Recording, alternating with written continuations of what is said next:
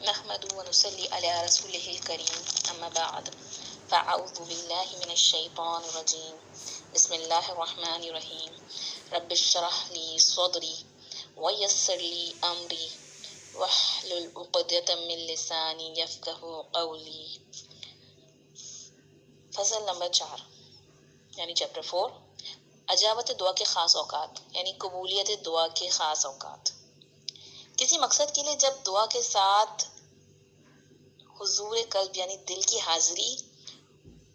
اور موجودہ وقت جو ہو وہ قبولیت کا جمع ہو جائے تو یہ دعا کو اور پاورفل بنا دیتا ہے۔ یہاں ابن قیم رحمہ اللہ نے 6 اوقات بتائے ہیں گے جو خاص دعا کی قبولیت کے قرآن حدیث سے ملتے ہیں گے، جس میں سے سب سے پہلے وہ کہتے ہیں رات کا آخری تہائی حصہ جو تہجد کا ٹائم ہوتا ہے، اس میں اللہ تعالیٰ آسمان دنیا کی طرف نزول فرماتے ہیں گے اور مانگ کے فرماتے ہیں گے کہ کوئی مانگنے والا ہے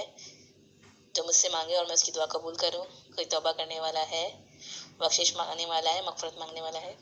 اسی طرح نمبر 2 پوائنٹ بتاتے ہیں وہ اذان کے وقت۔ تیسرا اذان و اقامت کے درمیان کا وقت، یعنی اذان سے جب تک اقامت کھڑی نہیں ہوتی، نماز کھڑی نہیں ہوتی، تب تک کے دوران کا جو ٹائم ہوتا ہے وہ قبولیت کے اوقات میں سے آتا ہے۔ اس طرح فرض نماز کے بعد جب انسان فرض عبادت پوری کرتا ہے تو اس کا قبولیت کا ٹائم ہوتا ہے، اور پھر اس طرح جمعے کے دن جب امام ممبر پر چڑھے یہاں تک کہ نماز جمعہ ختم ہونے تک کا جو ٹائم پیریڈ ہوتا ہے یہ سب قبولیت کے اوقات میں آتے ہیں۔ اور چھٹا بتاتے ہیں جمعے ہی کے دن نماز عصر کے بعد کی آخری ساعت۔ اس کے علاوہ بھی کچھ احادیث مبارکہ میں آتا ہے کہ جیسے مسافر کی دعا قبول ہوتی ہے کہ تو جب بندہ اللہ کے راستے میں نکلا ہے گا، سفر میں ہے گا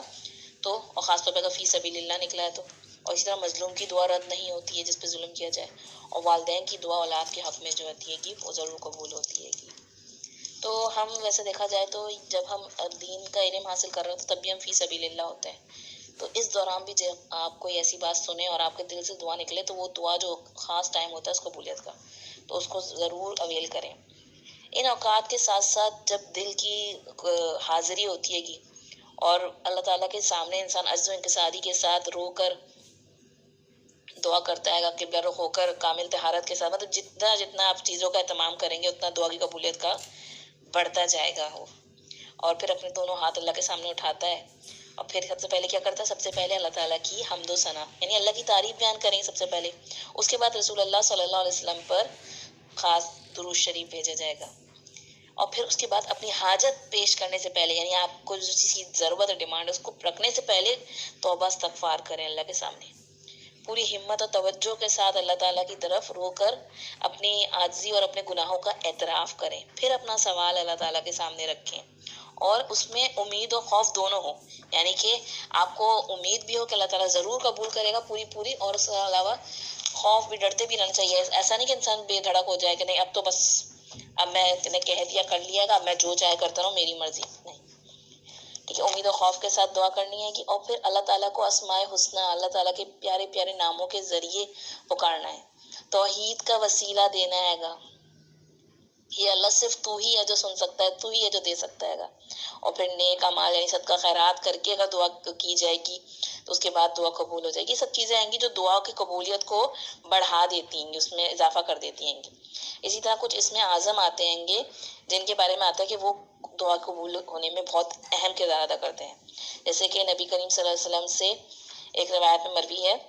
کہ رسول اللہ صلی اللہ علیہ وسلم نے ایک آدمی کو یہ دعا کرتے ہوئے سنا، اللہم انی اسألک بان اشہد انک انت لا الہ الا انت احد الصمد الذی لم یلد ولم یولد ولم یکن لہ کفوا احد۔ اے اللہ میں تجھ سے اس وسیلے کے ذریعے مانگتا ہوں کہ میں گواہی دیتا ہوں کہ تو اللہ ہے اور تیرے سوا کوئی دوسرا الہ نہیں ہے، تو اکیلا ہے، بے نیاز ہے، ایسی ذات ہے کہ نہ کسی کو جس نے جنا اور نہ وہ خود کسی سے جنا گیا اور نہ کوئی اس کے برابر ہے۔ تو یہ دعا سن کے رسول اللہ صلی اللہ علیہ وسلم نے فرمایا یہ آدمی اللہ تعالیٰ کے اس نام سے مانگ رہا ہے کہ جب اس کے وسیلے سے کوئی سوال کیا جائے تو وہ ضرور دیتا ہے، اور جب اس کے ذریعے دعا کی جائے تو وہ دعا جو ہوتی ہے ضرور قبول ہوتی ہے گی۔ تو یہ کچھ حدیث مبارکہ سے ہمیں پتہ چلتی ہیں گی کہ جن سے پتہ چلتا ہے کہ اللہ تعالیٰ کے مطلب خاص نام ہیں گے جن کے ذریعے پکارا جائے تو دعا ضرور قبول ہوتی ہے۔ اسی طریقے سے ایک روایت میں آتا ہے گا کہ ایک آدمی نے نماز پڑھی اور نماز کے بعد یہ دعا مانگی، اللہم انی اسألک بانک لک الحمد، اے اللہ میں اس وسیلے تجھ سے سوال کرتا ہوں کہ تمام تعریفیں آپ ہی کے لیے، لا الہ الا انت، تیرے سوا کوئی عبادت کے لائق نہیں ہے. انتل منان، آپ بہت بڑے احسان کرنے والے ہیں. بدیع السماوات والارض، آپ ہی آسمانوں اور زمین کو پیدا کرنے والے ہیں. یا ذا الجلال والاکرام، یا حی یا قیوم، اے صاحب عزت و بخشش والے، اے زندہ جاوید، اے سب کو قائم رکھنے والے. تو یہ سن کر رسول اللہ صلی اللہ علیہ وسلم نے فرمایا یہ آدمی اللہ تعالیٰ سے اس اسم اعظم کے ذریعے مانگ رہا ہے جس کے ذریعے دعا کی جائے تو وہ قبول کرتا ہے، اور جب سوال کیا جاتا ہے تو وہ ضرور عطا فرماتا ہے گا. اسی طریقے سے یا ذا الجلال والاکرام، یا حی یا قیوم، یا حی یا قیوم برحمتک استغیث، ان کے بارے میں مختلف احادیث میں مروی ہے گا کہ یہ جو ہیں گے اس میں اعظم میں سے آتے ہیں گے، اور اس کے ذریعے جب اللہ تعالیٰ کو پکارا جاتا ہے گا تو اللہ کی شان غفوری اور اللہ تعالیٰ کی سمجھے اتنا سے اس میں اضافہ ہوتا ہے کہ آپ کی طرف رغبت میں اضافہ ہوتا ہے اور وہ دعا جو ہے جلدی قبول ہوتی ہے گی. اسی طریقے سے حضرت یونس علیہ السلام کی جو دعا ہے گی جسے حضرت ذوالنون کی دعا کہا گیا ہے گا، نبی کریم صلی اللہ علیہ وسلم نے فرمایا حضرت ذوالنون یا یونس علیہ السلام نے مچھلی کے پیٹ میں جو دعا کی تھی وہ دعا جو ہے گی جس مسلمان نے بھی اس دعا کے ذریعے اللہ سے دعا مانگی تو اللہ تعالیٰ سے دعا قبول فرمائے گا. وہ کیا دعا تھی؟ لا الہ الا انت سبحانک انی کنت من الظالمین. سورۃ الانبیاء میں دعا آئی ہے گی کہ لا الہ الا اللہ سے سٹارٹ ہو رہی ہے یہ دعا کہ لا الہ الا انت، نہیں کوئی الہ مگر تو ہی یا رب. آپ کو پتہ ہے لا الہ الا اللہ جو ہے وہ افضل کلمہ کہلاتا ہے گا. اور پھر اس کے آگے کہا جا رہا ہے سبحانک، پاک ہے تو، اللہ تعالیٰ کی تسبیح بیان کی گئی ہے گی.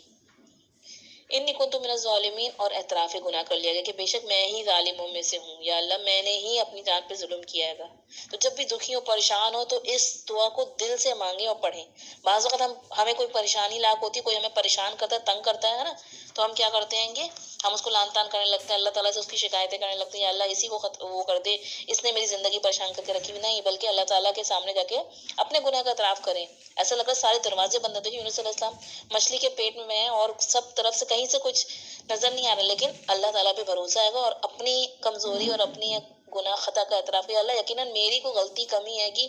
جس کی وجہ سے اس میں پریشانی میں مبتلا ہوا ہوں.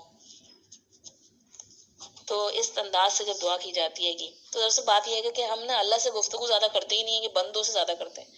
تو جو اللہ سے گفتگو زیادہ کرے اور بندوں سے کم، تو پھر تبھی تو پتہ چلتا ہے کہ ہمیں محبت اللہ سے زیادہ ہے گی. تو خود ہم چیک کریں اپنی کہ ہم کس سے ٹاک کرنے میں زیادہ، مطلب لوگوں سے چٹ چیٹ کرنے میں زیادہ آگے آئیں گے، یا ہماری نماز اور دعا کے ذریعے اللہ تعالیٰ سے ہماری زیادہ بات چیت ہوتی ہے گی. اسی طریقے سے ایک دعا آتی ہے گی جس میں نبی کریم صلی اللہ علیہ وسلم نے رنج و غم کے ازالے کے لیے خاص طور پہ بتائی ہے گی. بہت پیاری دعا ہے گی جس میں نبی کریم صلی اللہ علیہ وسلم نے فرمایا گا کہ جب کسی بندے کو کوئی مصیبت اور رنج پہنچے اور وہ یہ دعا پڑھے تو اللہ تعالیٰ اس کی مصیبت اور رنج و غم کو ضرور دفع کر دے گا، یا اس کی جگہ اسے کوئی دوسری فرحت بخش خوشی عطا فرمائے گا. وہ دعا کون سی ہے؟ اللہم انی عبدک ابن عبدک ابن امتک. اے اللہ میں تیرا بندہ ہوں، تیرے بندے کا بندہ ہوں اور تیرے بندی کا بندہ ہوں. یعنی بے انتہا عاجزی کا اظہار. ناصیتی بیدک، یا اللہ میری چوٹی تیرے ہاتھ میں ہے، یعنی تیرے کنٹرول میں، یا اللہ میری پیشانی. مادن فی حکمک، اور اللہ تعالیٰ میرے حق میں تیرا حکم جاری ہے، یعنی میرے بارے میں فیصلہ کرنے کی اجازت صرف تو ہی میرے بارے میں فیصلہ کر سکتا ہے بہتر. عدل فی قضاؤک، اور میرے حق میں تیرا فیصلہ عین انصاف کے مطابق ہے، یعنی عدل پہ مبنی ہے. مجھے یقین ہے کہ جو بھی میرے اللہ تعالیٰ نے میرے حق میں لکھا ہے گا، جو مجھے پہنچ رہا ہے گا، وہ جسٹس پر مبنی ہے گا. اسألک اللہم بکل اسم ہوا لک سمیت بہ نفسک. اے اللہ میں مانگتا ہوں تجھ سے اس نام کی برکت سے جو نام خاص تیری ذات کا ہے. او علمتہ احدا من خلقک، یہ جو تو نے اتارا ہے اپنی کسی کتاب میں. او استأثرت بہ فی علم الغیب عندک، یا اسے تو نے سکھایا کسی اپنی مخلوق کو، یا پسند کیا تو نے اسے کسی علم غیب میں جو مخفی ہے. یعنی اللہ تعالیٰ آپ نے اپنا کوئی بھی نام، اللہ تعالیٰ کے نام جو ہے وہ اللہ تعالیٰ نے ہی اپنی پہچان کرائی ہے، کوئی ہم خود سے اللہ تعالیٰ کو نام نہیں دے سکتے. تو اللہ تعالیٰ نے کہیں بھی وہ غیب میں پردے میں رکھا ہوا اپنا نام یا کسی مخلوق کو سکھایا گا. ان سب کے ناموں کے ذریعے ہم اللہ تعالیٰ کے وسیلے سے کیا سوال کر رہے ہیں؟ ان تجعل القرآن ربیع قلبی، کہ اللہ تعالیٰ تو اس قرآن کو میرے دل کی بہار بنا دے. آپ دیکھیں تکلیف میں قرآن دل کی بہار کیسے بن جائے گا؟ یعنی قرآن کے ساتھ جب انسان کا کنیکشن ہوگا مضبوط نا، ایسا انسان جو ہوتا ہے نا پھر وہ ڈپریس نہیں ہوتا ہے گا.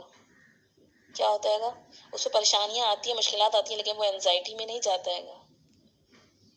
یہاں پہ آ رہا ہے کہ قرآن کو میرے دل کی بہار بنا دے اور نور اسودری، اور میرے سینے کا نور بنا دے قرآن کو. قرآن کی لائٹ جب دل پر جاتی ہے نا تو کیا ہوتا ہے، دل کو اندر روشن کرتی ہے، اور انسان سے پھر وہاں سے جب دل روشن ہوتا ہے تو انسان کی وہاں سے باہر اخلاق بھی اس کا بہتر ہوتا ہے اور پھر روشنی اس کی باہر تک آتی ہے. وہ جلا حزنی اور پھر اللہ میرے غموں، میرے فکروں کو دور کرنے والا بنا دے. حزن جو ہوتا ہے نا وہ ماضی کے غموں کے لیے ہوتا ہے گا، یعنی جو میرے سے پاسٹ میں جو کچھ ہو چکا ہے گا ان سب غموں کی وجہ سے جو ہم ڈپریس ہوتے ہیں، پریشان ہوتے ہیں گے، ان سب کو دور کر دے. وَذَهَبَ ہَمِّي وَغَمِّي، اور میرے ہم کہتے ہیں فیوچر کا انسان کو جو اندیشہ ہوتا ہے کہ کہیں یہ نہ ہو جائے میرے ساتھ، کہیں یہ نہ ہو جائے، کہیں یہ لاحق نہ ہو جائے، تو ان سب چیزوں سے. اور غم تو غمام جو ہے نا عربی میں بادل کو کہتے ہیں، تو جو چیز دل پہ چھا جائے اس کو غم کہا جاتا ہے. تو یا اللہ میرے اس قرآن کو ذریعہ بنا دے کہ وہ میرے تمام فکر و پریشانی اور سب چیزوں کو دور کرنے والا بن جائے. قرآن کی بارش جب دل پر ہوتی ہے نا تو انسان کے دل کو، عمل کو، کمائی کو، گھر کو، سوچوں کو، خیالوں کو، نظروں کو، سب کچھ دھو دیتی ہے. اور پھر ایسا انسان جو ہوتا ہے گا وہ صاف ستھرا ہو جاتا ہے گا، اور اس کے لیے دنیا میں آس پاس باہر پریشانیاں تکلیفیں بھی ہو نا، اس کا دل مطمئن ہوتا ہے، اندر سے اطمینان والی کیفیت ہوتی ہے. تو یہ دعا نبی کریم صلی اللہ علیہ وسلم نے سکھائی کہ جو بندہ اس دعا کے ذریعے دعا کرے گا تکلیف پریشانی میں تو اس کو اللہ تعالیٰ رنج و غم سے راحت بھی دے گا اور دوسری طرف خوشی بھی عطا فرمائے گا. اسی طرح انبیاء اکرام کے بارے میں آتا ہے کہ جس پیغمبر کو کوئی بھی بے چینی لاحق ہوئی ہے انہوں نے کس سے دعا کری ہے، کس چیز سے؟ تسبیح کے ذریعے دعا کری گئی ہے. سبحان اللہ. بھی ہم نے دیکھا کہ جو یونس علیہ السلام کی دعا تھی اس میں بھی کیا آ رہا تھا؟ لا الہ الا انت سبحانک، اللہ تعالیٰ کی پاکی بیان کرتے ہوئے. تو جب کوئی آپ کو ستائے اور اس کا آپ اس کا منہ بند نہیں کر سکتے، آپ پریشان ہیں اور سمجھ نہیں